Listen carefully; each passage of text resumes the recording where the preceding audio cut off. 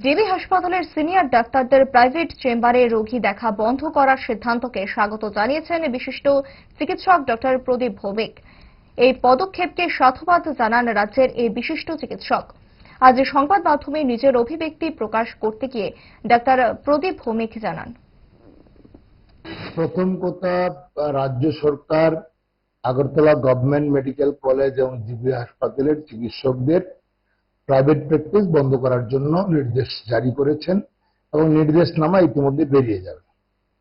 আমরা এই বিষয়টাকে সম্পূর্ণভাবে স্বাগত জানাই এবং আমার মনে হয় সরকারিভাবে এই উদ্যোগটা অত্যন্ত ভালো উদ্যোগ এবং প্রশংসার দাবি রাখে।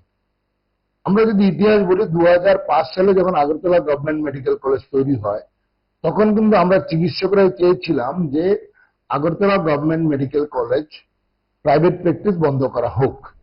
তাতে করে ছাত্রদের পড়াশোনা যেমন ভালো হবে, তেমনি পেশেন্টদের কেয়ারটা বেটার হবে এবং রিসার্চ ওয়ার্ক যেটা আমাদের দেশেও খুব কম হয় সেটা আরো বেশিভাবে প্রতিফলিত হবে বা কাজ হবে। তাই আমার মনে হয় যে এই প্রাইভেট প্র্যাকটিস বন্ধ হওয়াটা কোনো মতেই ক্ষতিকর নয়।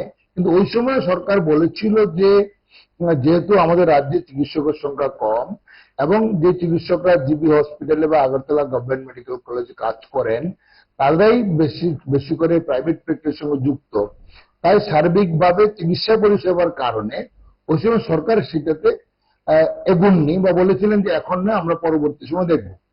এখন সেটা করা হচ্ছে এবং আমরা যদি দেখি গত 20 বছরে অবস্থা কিন্তু পরিবর্তন অনেকটাই হয়েছে।